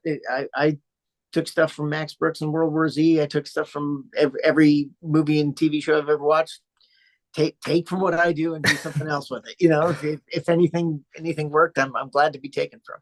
Yeah, I'll send you all the scripts for the Fantastic Glen TV show Yeah, whenever I'm yeah, done do with it, do them. it. So I mean, you already like the I wouldn't pitch, do it. so we already got it We going. I already mean, got it. why not? We just We need just $70 million. Yeah, we just need to hand it off. And be like, hey, look, we got scripts now. Yeah, yeah. There you go. Just So fun times, man. All right, so we're coming up to a close up on cool. here. So just want to, got a couple of things. What's funny is that normally I'd say I got a couple more questions. But I actually didn't write down any questions because Oh, like I awesome. figured, yeah. So all this has just been Yeah, we're off just rolling. yeah, so I figured, two riders would be fine. We'll make it through. And I'm just really passionate about your books already, so I was Thank like, you. we'll make it work. Um, so you got a short story coming out later on? Yeah. One of the best parts about having a book come out is I've been ushered into the horror community. Hmm. The horror lit community. Best people. I swear to God, they write some of the most messed up stuff you ever read, and they're the best people. And one guy whose name is Duncan Ralston, he he wrote an extreme splatterpunk book called Womb, which I'm not in good conscience going to recommend to anybody. But if you know, you know, you know what I I'm mean. It's pretty one of sure I those know kind of, this. I'm gonna have to look this up. yeah, yeah, Go ahead yeah. and keep talking because I'm. WOOM, and I cannot be Oh held yes. responsible Oh God. for It's so yes. I've yeah. read Womb. Oh, Yeah. yeah, yeah, that good.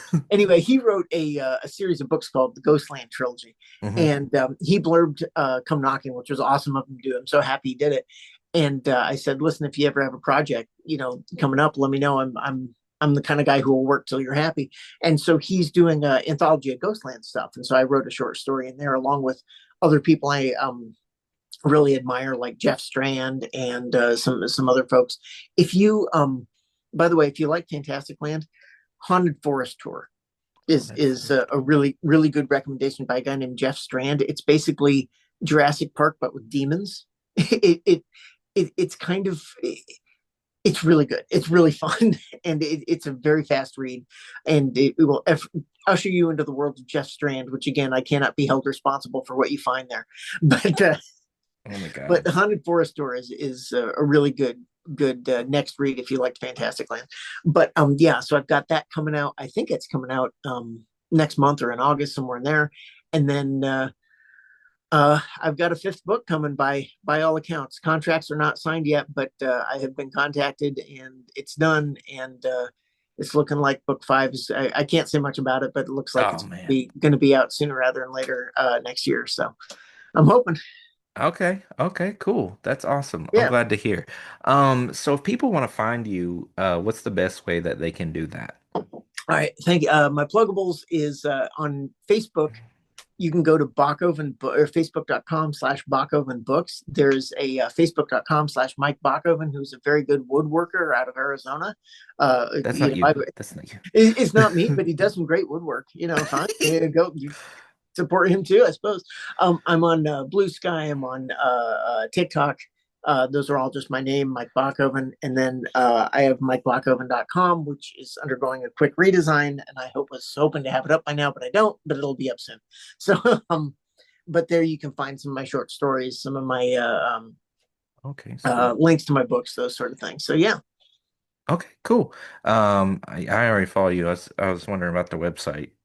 Yeah, Sorry. it'll be back up soon. And I'm definitely paying attention to everything. I was adding those books. And I Yeah, see. that's always how I like to close interviews too, is by telling people just like read more horror. Because right now the thing that's great about horror is literally you can find whatever you want. If you want the extreme stuff, you can find it. If you want gentle ghost stories, you can find it. If you want horror comedy, pick yourself up a Grady Hendrix, or if you Yeah, want I like that Kevin sort of thing. McGrady. There's so many good horror authors out there right now, and that's what I encourage people to do. Is even if you're even if you're just tiptoeing around it, go find a horror read because it's worth it, and the community is just the best people. Just I've felt so welcome and so happy to be part of it. I just bought the Jeff Strand book, so Haunted Forest Tour, man, it's badass. You'll have a good time. yeah, and I'm gonna get the collection of Ghostland short stories too, so I'm really excited. All right, Yeah, so yeah, I would just first off, I just want to thank you so much for coming on. yeah. Well, thanks for Thank having you me. And for having good some time. random person message you and saying yes to a podcast to them. So, but Great. and thanks for dealing with my sickness the other day and having to cancel like an hour beforehand. You got 5 kids. You're lucky to be ambulatory 4 out of 7 days, aren't you? Man, no, no, no, no joke there. So actually, I have like like a normal 8 to 5 job. Yeah. Um, I used to, well, I have, my own side business, my own side gig, doing the Hmm. writing stuff. Got married, 5 kids. Was going to going. Currently, I'm not taking classes, but I'm in college again, Insane, man. getting a degree in English, and I did some work at our. Before I moved, I was the media director at our church that we went to. So, it's just, And and I people sleep ask me, 3 hours a day. people are always like, how do you do all this stuff Yeah, and read that's a all the good books? question. Because I read like 200, I wrote 272 books. That's how many books I read Jeez. last year. I read a lot, watch a lot of Better shows. than me, man. People are like, when do you sleep? I'm like, what's that? Yeah, yeah, pretty Sleep? much. I don't know. I don't know. I don't know how I fit all this stuff into, I don't know. Yeah. I sleep Plus, too, so I mean, I love sleep. I don't know. us horror people, we stay up late. Maybe I just get extra hours in the day that the rest of y'all don't get. I don't know. Don't ask me. I Well, hook just me up, man. Yeah, I'll hook you up. But yeah, man, we'll call it for a close here, and we'll talk for a second after I stop the recording. But thanks so much, and hopefully we'll have you back on again. Yeah, pleasure. Anytime. Let me know. Sounds good. All right, everybody. I hope that you enjoyed that episode with Nick. And Nick, go ahead. Thank your guest for being on here with us tonight. Mike, I want to thank you so much for taking an Instagram message from a complete stranger and being like, sure, I'll come on your podcast that I've never heard of. That sounds fun. But he's been listening to the show since I messaged him. So, and he likes the show. Well, hi, Mike. We're happy that you're listening to the show. Yes. Always great to Continue. have another fan, Continue. another Yeah, listener. So, yeah, continue. Please keep listening to the show. please keep listening. But so you brought up a really funny point there about how it's a random Instagram message. You have no idea how many of the guests on this show were a random message on social media. So, Right. I mean, yeah, pretty much most of them, yeah, except for ones that we've met at cons and stuff. exactly, exactly. So, yeah, it was a lot of fun hearing what he had to say. I'm definitely excited to check out the audio version of the his book, So I'm going to be checking that out here very soon. There was also another book that he brought up that kind of piqued my interest, that Okay. I want to look into, and that's the Pack, the one that's kind of, Sons of Anarchy meets werewolves. That Yeah, sounds yeah. that sounds freaking awesome. So I'm gonna have to check that one out as well. Yeah, I And actually said that my stepdad would like that. yeah. So yeah, that sounds really cool. They actually, my library has a digital copy of that, so I'm gonna end up checking that out. Okay. But, he sold me on that, but he also sold me on another book of his, Yeah. which is Killing It. Yep. And today when we were out, I got a copy of that book, so Yep. that's pretty exciting. So I'm gonna be reading that. That means that if you're listening, that means probably next week, guess what you're going to have to listen to in the stacks? Another Mike Bockoven book. And I'm not sorry about it.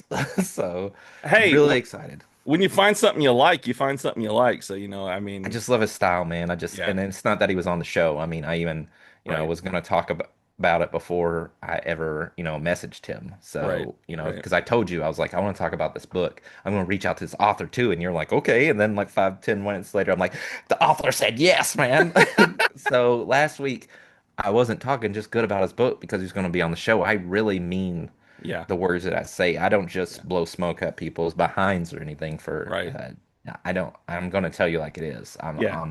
So I mean, I And, just love the books. I and, mean, I did come up with a pitch for a freaking show based on the book. I did. yeah. So So, I mean, you like it. and I respect that you actually come in here and you don't sugarcoat it. You tell exactly how you feel about the book. And so that's nice to hear. Just because we have somebody on here doesn't mean that you was like, oh yeah, I just love this, and you're just gonna, just cake it on and everything. You're actually telling what you feel about these books. So, I That's really right. respect Like I that. told people about how much I hated the show until I got on here. So, huh? No, Yeah, what? okay. Uh-huh. Yeah, sure. So, Lies. We know yeah, those are lies. I know. Yeah. You were one of my biggest listeners. I think if you look on my Facebook page or the Facebook page for this, you are one of the longest running like top fans for the podcast Facebook page and stuff. So, yeah. Namaste.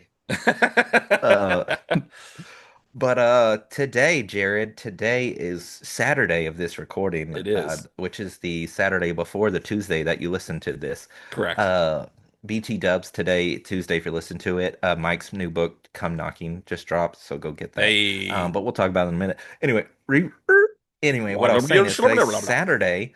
And if you remember last episode, we said that we were getting ready to go to Animeverse Fest in Kansas City. We were super excited Yeah. about that. Remember that? And I Uh-huh. said that our future selves were gonna be like really enjoyed a good time and then, yeah. Didn't So happen. Jared, Yeah. how did the con go?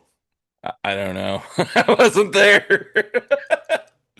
It's currently going on. I opened up my Instagram this morning, and that was the first thing that it showed me was, hey, look where you're not at. So I was like, oh, Oh, okay. so life be life and Life be life. And, we say that here, things happen. life happens, so you kind of just got to go with the flow.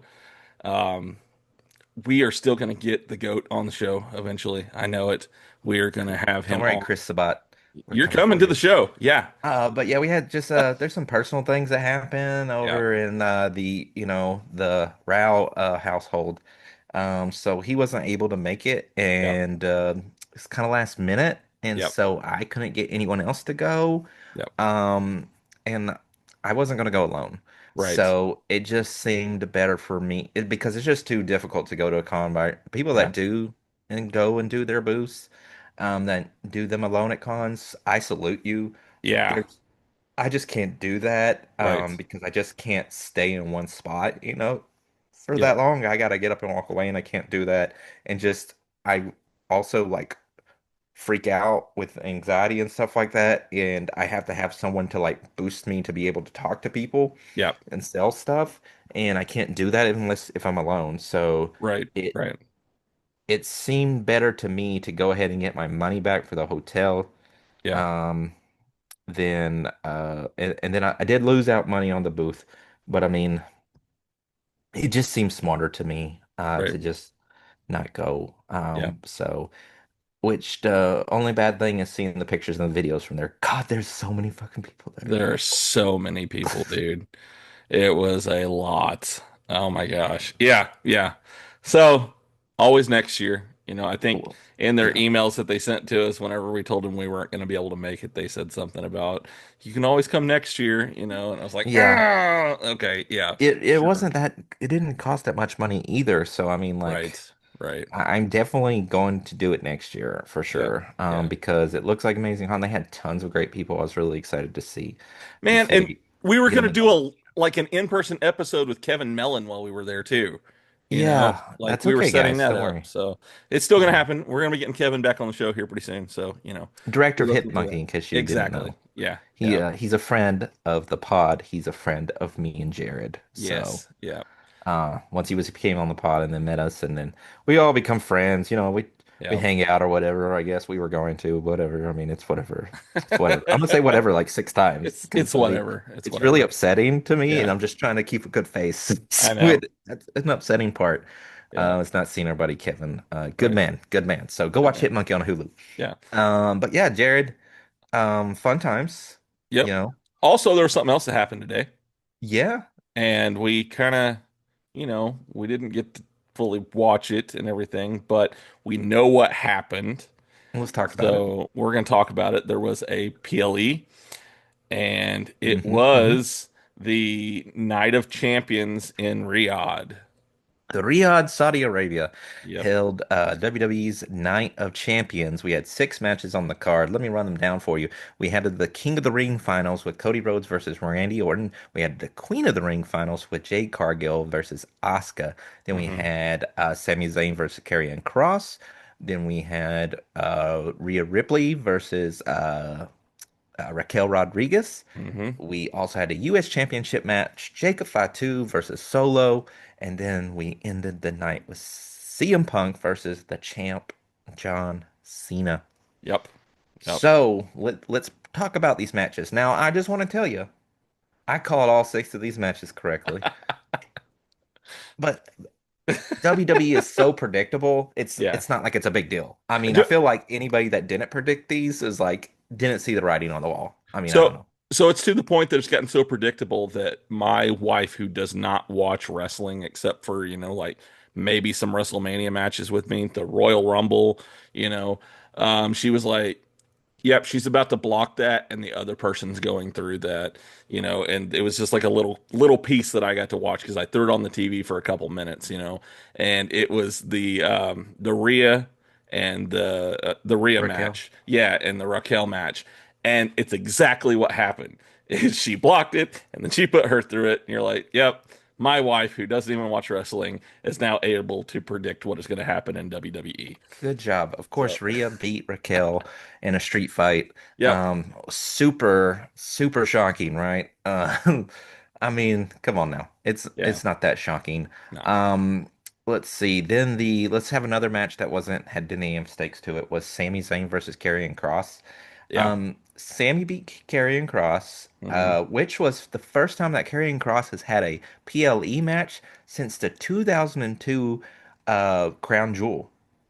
2022. I was like, there 2022 was Crown no Jewel. crown jewel in 2002. Sorry. Look, I've been drinking a lot. Okay, Oh, okay. I've been hitting the Mountain Dew a little bit too hard for me. Yeah, Crown Jewel 2022, Yeah. which was in Okay. Saudi Arabia. Okay. Yeah. Wow. Yep. And they kind of had him off of there for a while. And he's been fired and rehired since then too, hasn't he? Correct. So, Correct. yeah. Hmm. Uh, I think a lot of people probably were upset by this outcome the most. A lot of people wanted Karrion Cross to Yes. win because he's had so much of vocal support lately. Yeah.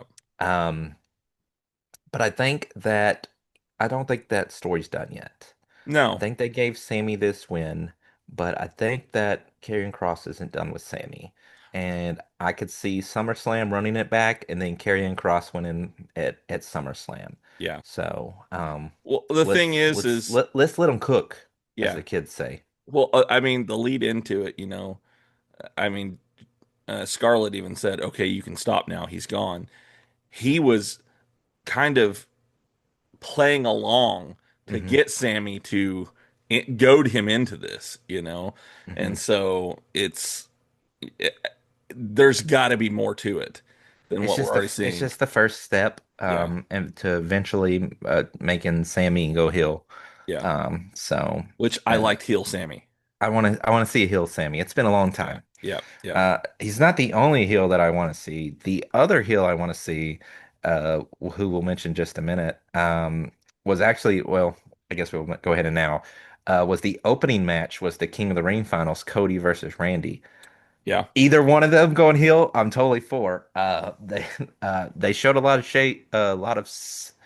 I really want Cody to go heel just to see that, but I'm Yeah. feeling like they're gonna bring that heel Viper back, based on how the match went. Yeah. That's Um, where Randy lives, man. He so is good. He's so so good. he's one of my favorite heels of all time, you know, is Hmm. because he knows exactly he's got it down to a science, Yeah. on what to do. So, I He mean, stopped himself a lot in that match from like punning Cody and then not hitting him with a chair. right, Um, and so he never went heel in that match, which would but I think, however, at the end of the match, he looked very disturbed. okay, And I think it's about time for Hill Viper, but I Cody has to win that title back first because Randy said nothing is going to stop him from winning a 15th championship. right, right. So once Cody, takes out, he's going to facing John Cena at SummerSlam now, probably going to win that title back. Yeah. And then I think, if not then, eventually, before the end of the year, if not, uh, Randy versus Cody at WrestleMania is probably it's I just how do you stall it that long? Well, the thing is they can play it out, let Randy lose a few more. Hmm. Here's what I think. Let Randy lose a few more and then have him, you know what? I've been losing since I've been caring, since I've been a good guy, not doing the things that I know help me to win a match, because he was the face in the John Cena match. Hmm. He was a face when he's facing Cody, and so let him have a few more of those losses to the point where he gets fed up with losing, and then he turns back to the old Randy that we see. And that also gives a chance to play out to give the whole thing with John Cena having the championship and saying, I'm going to take it home with me and let him have that till the very end. And Mm. then, good wins in the end. Have Cody take the title off him at the end of the year. And then after the celebration for it, have Randy come in and start that feud there, with a heel Orton. Okay, here's another take on it.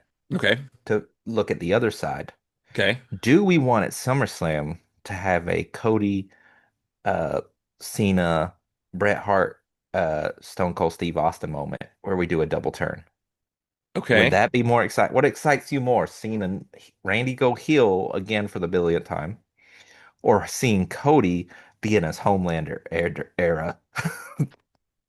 I definitely want to see that because I've seen some of Cody's heel work in other companies, Hmm. and I would love to see it. One of my favorite Cody Rhodes was Dashing Cody Rhodes, and Right. he was a heel during that whole time. Yeah. And I want to see that again. I want to see the heel. Don't get me wrong. I would love a heel Cody. I would cheer for him more if he was a heel, in fact. But either I one, just yeah, I would be totally cool if that way Cena doesn't go out as a heel and he goes out as a face and then yeah, someone monster can come and take him out like Drew McIntyre or something like that. And that's the yeah. person who gets the takes out Cena for his final match. Where is Drew right now? Out Is with an injury, I he think. out with an injury? Okay. Yeah. Yeah. Undisclosed injury. Gotcha. Okay. So, Okay. get something like that. Yeah. Um, but Have that would be Nikki so Bella cool come though. in and have John Cena lose the match because of her. Did you see where Punk said something about him hiring that he doesn't blame Cena for wanting to retire? The company rehired his ex. Yeah. Oh God, I don't like Punk, but gosh, he says Oh, some funny stuff he sometimes. does. He does. Uh, His but whole thing that he has going on, the coming out to Thug Life, that was pretty good. the Dr. Thugonomics thing, that was pretty cool. I didn't expect that. So, it's been entertaining. Yeah. Jade beating Asuka for the Queen of the Ring, Yeah. which really wasn't surprised about because if you remember, I said on this show that she was going to go to SummerSlam, she was going to beat Tiffy, and then Naomi Yeah. was going to cash that Money in the Bank. I said that at Yeah. Money in the Bank, didn't I? You did. You did. On the Yes. show. You said that on On the here. show. I Yeah. said on the show when we talked about Money on the Bank, that was going to happen. Yep. That Yep. Jade would fight Tiffy at SummerSlam and Yep. Naomi would cash in on her. Whether she Right. wins or loses, I don't know. But now Right. guess what? It's all right. Here we go. And Yeah. Naomi has already said something on Yeah. SmackDown about cashing that in. So Yeah. just, Yeah. but as I said, you know, um, so that, we've already talked about that. So we'll move on. Right. Solo versus Jacob Fatu for the U.S. Championship. Yeah. I Solo beat Jacob, but no, he wasn't alone. No, he was not. There Uh, was he had another uh he had a lot of help. he Let did. me break it down. He had JC Mateo, Yep. which is that guy that he's with now, who's not actually part of the bloodline, but in the new, I don't know how that works out. Yeah. Yeah, I don't know. uh, then Tongaloa came back Hmm. and helped him out, and then a debuting Hikuleo, um, Hikuleo. I don't know if I'm saying that correctly, Yeah. or at least that's what he's known in the Indies, which is Tamatonga and Tongaloa's uh, brother. Um, they were all three adopted by Haku. Yep. So he debuted apparently though like last week he worked a dark match on Okay. SmackDown. Okay. So it wasn't like surprising and plus this has been thought for a long time. Right. Jared, this is so he ended up helping win and he's like huge, man. He's like massive. Yeah, he was. I don't know if Yeah, you've seen I like did. him Yeah. right next to Solo. He's a big guy. Tall. Um this is the weird part though. Are you ready for this? Yeah. You ready what they're gonna call him supposedly? What? Tala Tonga. Oh my God. These names are too close. They need to Tala. like Like taller. taller. Now, here's what I think. I think you secretly work for WWE and you named him this because this sounds like a dad joke. Yeah. Let me tell you, I had I've had a WWE writer on the show here, so I got in his You ear. told him I told him about it. to That's what it name was. using a dad joke Hmm. as a name. Yep. And it made sense. And then he Yep. connected with someone that he used to be friends with that is still a writer, and that's just how it Correct. happened. And Yeah. I'm pretty sure it did. I'm gonna Yeah. start telling people Yeah. that. When Yeah. people are like, "What a dumb name," I'll be like, "It was It's Jared's Jared's fault." fault. I like it. I will own up to it. I'll be like, yep, it's all me. You're Yeah. welcome. I mean, so my hope now, is to get this leads to eventually Jacob has Zilla Fatu come in Yeah. and helps him, which is Umaga's son. So We're just gonna have like a. They're gonna have to start their own show for just like the Samoans. for the Samoan You know family. how like they're doing the Evolution women's pay-per-view Yep. PLE? They're Yep. gonna one day have to have a Samoan PLE. Right. I'm here for it. I'll watch it. I'll watch it. You'll watch it. Yeah. Those guys can wrestle. Yeah. Oh, yeah. I mean, there's a reason Most why of most of them, them are on top. And it's except for because Tongaloa. yeah. Oh gosh. That dude, I Botch watched man. yeah, I watched like a video of like his With all the previous bot. botches and Yeah. stuff. God, that guy. Mm-hmm. That guy. That guy. What was I gonna say? I was gonna say something. And then we had CM Punk lose to John Cena. But also that's because Seth Rollins came out and basically Right. screwed Punk, Right. which, just pays in that long running storyline that we've had Right. since Punk come back. Those guys really just don't like each other in real life, I'm pretty Mm. certain. Well, I mean, I think it was kind of a shoot interview when they said something about Punk coming back to WWE and Seth calling him a cancer. I think that was actually a legit thing. He was like, "No, stay away. You're a cancer." I don't think that because that was when he was signed with AEW that he said that. Yeah.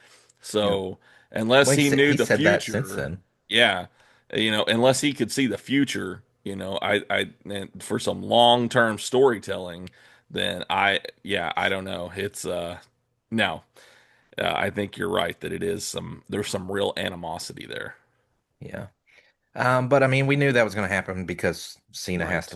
Cody has to get his revenge against Cena. So I Yeah. mean, Yeah. that was surprising. From what I've seen, I haven't seen the whole thing, but I saw a lot of clips online and then a couple of results. It was in the middle of the day because they're in Saudi Arabia. I had other stuff to do. Yeah. Um, so it made sense. I mean, wasn't really concerned about the paper PLE in the first place, but SummerSlam's 2 day event. Can't wait to that. So, Yeah. guys will be breaking that down. Uh, Break it down. yeah. Sorry. But yeah, and hey, did I tell you? So, moving on from Night of Champions, did Yeah. I? So that was a really cool thing. I sent you a picture of something today, which plays into a fandom that we both love that Yes. we've Yeah. talked about before. Was I showed you that Fallout role-playing game that I saw at GameStop today? I That's didn't even right. know they had a Fallout role-playing game. Yeah, yeah. I didn't know that either, but I definitely want to play it now. Right. So me and Jared, full disclosure, have never played any tabletop role-playing games. We've never played D&D. Hmm. I've almost got into it several times with other people, but it just never worked out. Yeah, Um, which I mean, I have an appreciation for that, even though that I've never played one. yeah, And I've always wanted to play one, but never was like felt the urge to just like, I gotta do this. But when I saw that Fallout one, yeah, I was like, yeah. this is something that has to happen. Well, and what's funny is I told Stacia about that, and the thing is, she's never played any of the Fallout games, but she Hmm. knows that I love them, and she's watched the show with me, and she Right. absolutely loved the show. So she was kind of like, I might be willing to play that, you know. Okay. So Okay. yeah, Kid so that'd be them cool. looked locked in. We're Yeah, huge Fallout fans. yeah. I've played all the games. I just restarted the Three. Fallout 3 Game of the Year Yep. edition. I'm about to start playing Fallout 76 as a ghoul. I just downloaded that on my PS5 Yeah. literally today when we were sitting at lunch. I was just like, after I saw the game, I was like, man, I want to play 76. Play through it all the way because I haven't really played through it since they, did all the updates with it, and now you can play as a ghoul. And I was like, let's do it. So I downloaded it because I had the PlayStation app, and as long as my PlayStation's on, I can download games to my PlayStation. Yeah. God, I love technology. Definitely. Yeah. So, So one day we may play the Fallout game and then talk about it. So for sure. future, they're shooting fireworks down the street. My dog's kind of freaking out. Oh, and London is, well, where we live at, because you're in Rogers, but where we yeah. live at, they have a set, they can shoot them off from the first to the sixth. Anything that's outside of that, they'll come shut you down. Well, they were shooting them off a lot last night, so I guess Really? it's longer over here in Rogers. Yeah. Yeah. I'm not sure what it is. But yeah, I mean, It's that time of the year. We're gonna go have some fun. You know, we're gonna do a joint family day and go watch some fireworks and do some water park stuff. So I'm excited about that. Yeah, That's next the week, man, next Yeah, weekend. that's the cool thing about having, you live here now and everything. We got to go to Vintage Stock today, and now we're gonna go hang out with our families next weekend. So it's a lot of fun. Yeah, we did Yeah, vintage stock, did Barnes and Noble. It was a good yeah, trip. It's a good yeah, trip. for Got to sure. see my new buddy Mike's book, one of his books. Yeah, But I think that's all we were going to really talk about, except we got to do a in the stacks, and then we'll wrap yeah. this baby up. Sounds good. So let's get to it. All In the right, stacks with guys, Nick. in the stacks with Nick. Yeah, guys. This is the segment where I talk about other people's stuff. See, I can still use that. Yeah, Um, it's like the tagline. it's the tagline. Yeah, In the Stacks with Nick, where Nick talks about other people's stuff. So if you got any stuff that you make on your own, book wise or whatever, really any, if you got movies that you make, I'll watch yeah, those too. I mean, we just don't have to. I can venture out. It's all good. yeah. But if you write It could be anything, stacks send of that to me. movies. Yeah, Stacks of Movies. Yeah, Uh, Email us, give a data podcast at gmail.com and tell us what you got. Send us a copy. We'll read it, and I will read it really quickly, and then talk about it. If you listened to last week's episode, you know that I talked about Fantastic Land by Mike Bockoven. We had him on this episode, so you heard all about it, including his other books that he's written, The Pack, and then the one that I got today, Killing It. And then he has a new book coming out as of today. So if you are listening to this, which obviously, if you can hear my voice, you are listening to it, or if you can see my face and hear my voice, you're watching this. Uh, you because can that's go how it get works. his new book, Come Knocking. We talked about it on the show, actually. This is kind of like a sequel to Fantastic Land, but not really a sequel in a way that's not continues the story of Fantastic Land. It just follows that journalist that we talked about, Adam Jakes, as he does another documentary style interview book where he something tragic happens, an event, and then he covers it. So Come Knocking is what it's called. And so, Jared, once again, I'm just going to read you the backing of the book, tell you how many pages it is. And then actually, I've already put this out there about the book when I read it, because I got to read an earlier review copy of it, as I mentioned earlier on the show. And so I've already kind of put it out on social media that are my thoughts of it. And so I'm just going to read that after I read the back matter to you. Okay. Okay. Okay. Because I mean, I think that what I wrote sums it up pretty good. Yeah. So when a groundbreaking theatrical experience goes horribly wrong, a deadly night reveals the dark consequences of blurring the lines between performance and reality. When Come Knocking comes to Los Angeles, the interactive theater production that took over 6 floors in an abandoned building was met with raves, lines for tickets, and reviews calling it the must-see experience of a generation. But after dozens of people were killed and hundreds injured on a bloody night of chaos during the show's run, the nation was captured by one inescapable question. How could this happen? As the dust settles, investigative reporter Adam Jakes is tasked with uncovering the truth behind the massacre. Through a series of gripping interviews with survivors, cast members, and witnesses, Jakes pieces together the chilling reality behind what was supposed to be the ultimate theatrical experience. In Come Knocking, the enthralling and terrifying exploration of human nature under extreme conditions poses unsettling questions about the grotesque underbelly of immersive experiences and the true nature of reality. It's 264 pages, and you can get that now. All So, right.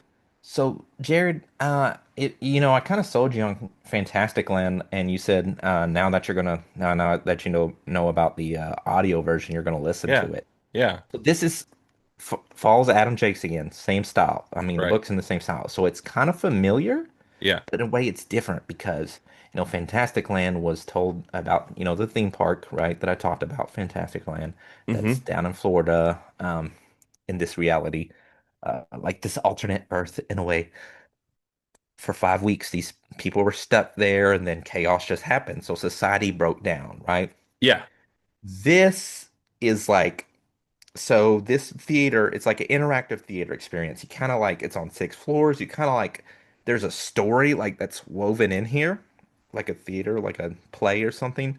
That's kind of like a Dante's Inferno, the a mix of Dante's Inferno and Canterbury Tales. Okay. Um, so that's kind of how they played in the thing. So it's a lot about life and death and stuff like this, and your life and the meaning of it, and it's like going through like hell type basically, and then there's like a heaven area at the very top. So it's kind of like, but you make your own experience. So it's like Okay. three. So it's open 3 hours every night, and they do it in shifts. So like every hour's a shift of this has happened. So you get to go whichever way you want and experience whatever you want. Everything is on a thing. So I mean, you can see this happening or you can see this happening, and there's just a lot going on. Okay, it was really big in New York, and then after many years in New York, they moved to LA and started one there, which is where Okay. the story happens. Okay. Well, as you know, New York and LA are two different places, Right. right? New Yep. York, they're all about the theater, so you got a crowd that's going there. LA's kind of, it's more of it's a blend of people, and the crowd can be probably different. They're a little more Hollywood party type stuff, right? Yeah. So as you imagine, it's a little bit different. So basically, it follows really. They're talking about one night that happens, like March the 15th or 14th. I think it's March the 14th, Okay. right? And it had been, I think it would have been there for like 6 months in LA. And everything was fine at the beginning, but then it just got basically worse and worse. The experience did for people because this group that started a Reddit group basically called Who's There, um, Okay. didn't like the show because some people just don't get it. They don't understand Yeah. because it's an experience more than just going to see a play. So it's kind of like maybe you don't understand it, right? So these people just don't understand it. They think it's stupid, but the one guy that runs the thing has like this vendetta about the two people that own the play, right? The showrunners, basically, in a way that came up with the play, the writers of the play or whatever. Okay. So he like starts this Reddit group and gets all these people to like ruin the show, or like they talked about break the world, which make trying to get people to mess up, right? Gotcha. Okay. So like dark, and these people are doing something, and when they come up, there'll be somebody, and all the people that go see the show have to wear masks, by the way. So everybody's a mask that are Okay. seeing the show, and you can't talk or touch people or anything like that if you're going to go see the show. So these people will like happen. And so they just try to break the world or whatever like this. So it just gets worse and worse, right? And so Uh-huh. eventually, the 14th, mayhem just happens. And a lot of people die and a lot of people get injured. So it's just really all in one moment. And the difference between Fantastic Land and Come Knocking is that Fantastic Land is like a breakdown of society, right? It's very Right. societal and things like this. Yeah. What happens when you lose everything in society, when society would break down, right? Hmm. Come Knocking is just what does social media do to our lives and how can it affect us as people and turn us against societal norms in a way. And something drastic that people would do because of like following the crowd, or following the leader, Yeah. what one person would do can change things because social media can get people riled up Right. and take things out of context. So it's kind of like different in that way. Right. So, but it's very real. Gosh, it's both books I think have things to them and messages that you can have real world things applied to them. So. Okay. But anyway, so really good. Definitely think that's something you should. By the way, is that a broken Ashler hat? It is a broken Ashler hat that I'm wearing. Okay. Okay. Yeah. Cool. Cool. It's been bugging me this whole time. I apologize. Anyway, You're good. let me tell you the review that I gave of Come Knocking. Okay. So I'm just gonna read it as is. I consider myself lucky being able to read an arc ARC is Advanced Review Copy, Yeah. of Come Knocking, the newest book from Mike Bockoven. I recently read FantasticLand and loved it. I said I needed more in this type of format. Then I found out about Come Knocking. Come Knocking is another great book by Bockoven. The style he uses is so different than most books I read normally. In the book, reporter Adam Jakes is back, this time giving an account on the tragic story of interactive theater play Come Knocking. It's set up the same way as Fantasticland, which to me is fantastic. I'm sorry, but that was just there, Jared. Um, there's So proud of interviews, you. transcribed voicemails, and some Reddit posts all rolled into one haunting package about a night where joy and love of the arts turns into a blaze of murder and mayhem. I like that one. It's mostly centered around one night, but we do get the insight in how we got to the particular night when the main events happen. It's a bit different than Fantasticland. It's really about this one night where everything just spiraled out of control instead of this small period of time in the park in the previous books. I think this is a great idea though because it doesn't feel like a copy and paste type of thing. Um, Similar but different, you know. Yeah. Honestly, I could read a whole slew of the books in this style though, just concerning different events and like he kind of alluded that there's probably going to be more, so that's pretty exciting. Okay. All Yeah, right. yeah, super Awesome. excited. Overall, though, I really love this, and only slightly, very slightly, did I like it just a little bit less than Fantastic Land, even though I'm giving them both the same thing. And I just think that's the setting. It was the case because I love theme parks, and a dark part period set in a Disneyland like park just sold me more, you know. Right. Right.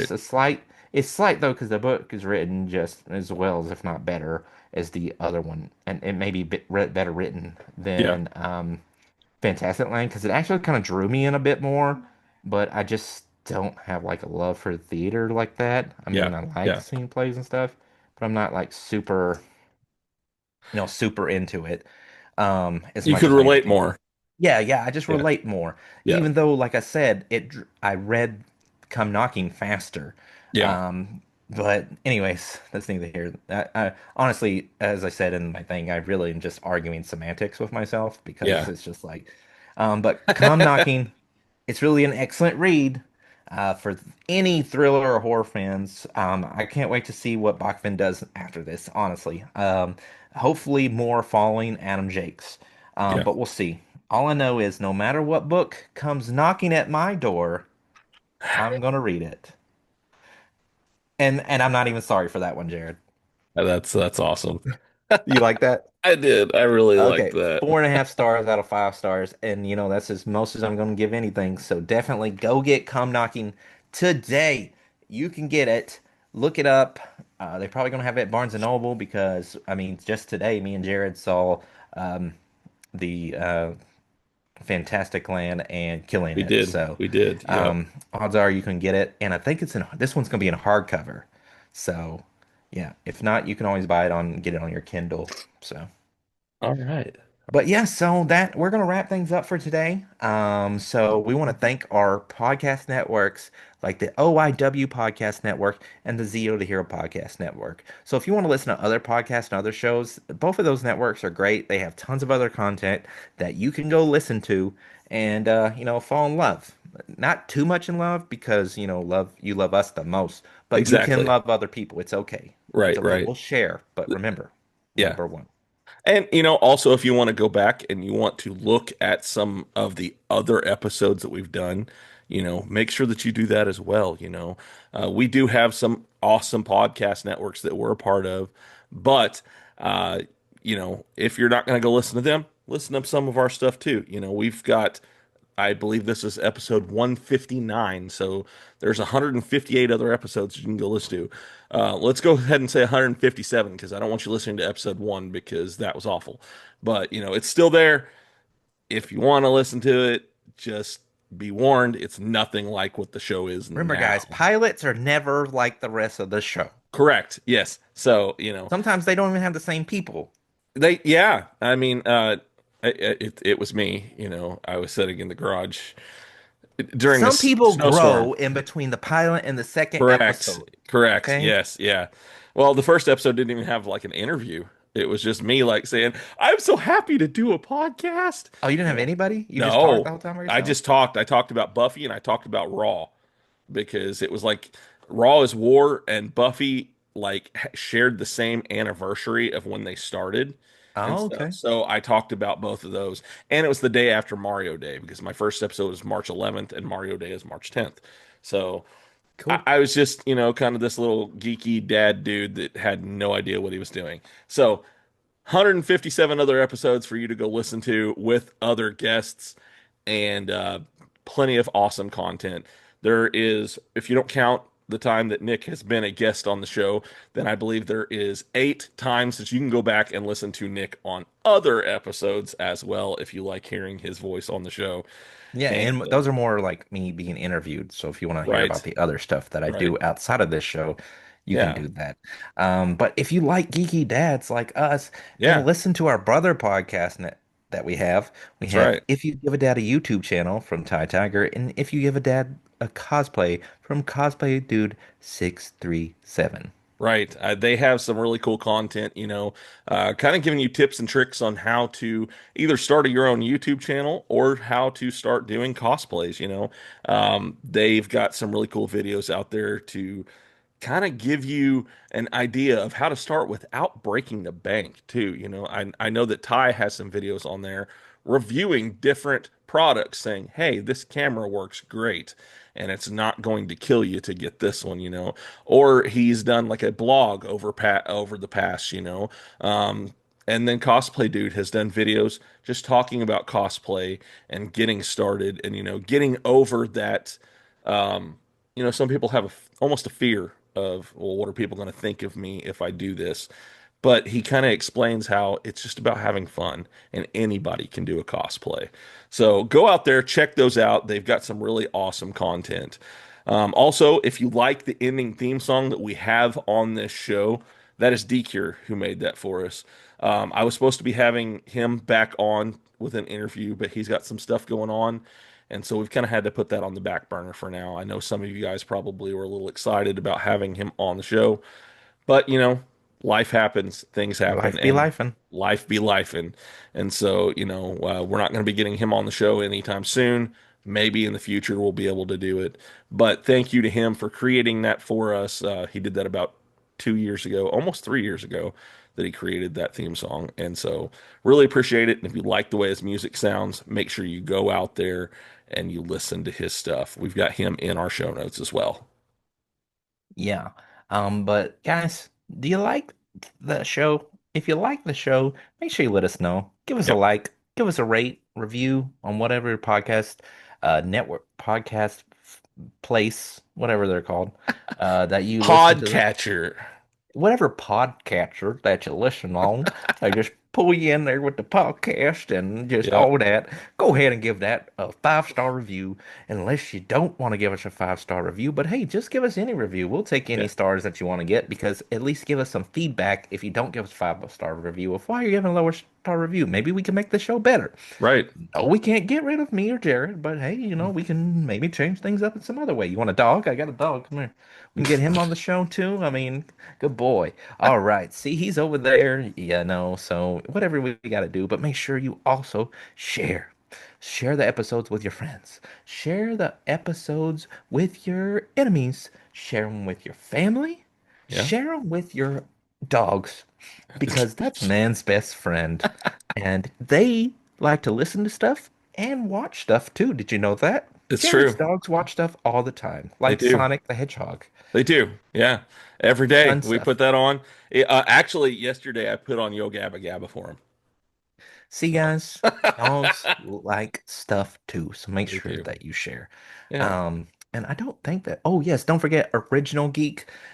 We got comics galore, book shirts. Make sure you go over to originalgeek.org and get that stuff, unless you're wanting Vengeance issue 4, which you'll find over on our Facebook page. For right now, Original Geek Comics, facebook.com/, Original Geek Comics, or you can just search for Original Geek on Facebook. Find us. We're all the stuff. You can find everything about If You Give a Dad a Podcast on our show notes, where you Yep. can find our link tree, and you can also find a link to the Original Geek link tree there as well, so you can get all our stuff as well. And And just vice versa. two great brands there Yep. for you. Yep. So they're just interconnected, so you can just bounce back and forth, buy you some books, listen to some podcasts, enjoy yourself, and supporting independent arts of all kinds. And that's all that we have for today. So thank you so much for listening. What's wrong, Jared? I have a question for you though. Oh God, God. Yes, Jared. What's the difference between a camera and a sock? Difference between camera. I can't ruin this, Dan. What? A camera takes photos and a sock takes five toes.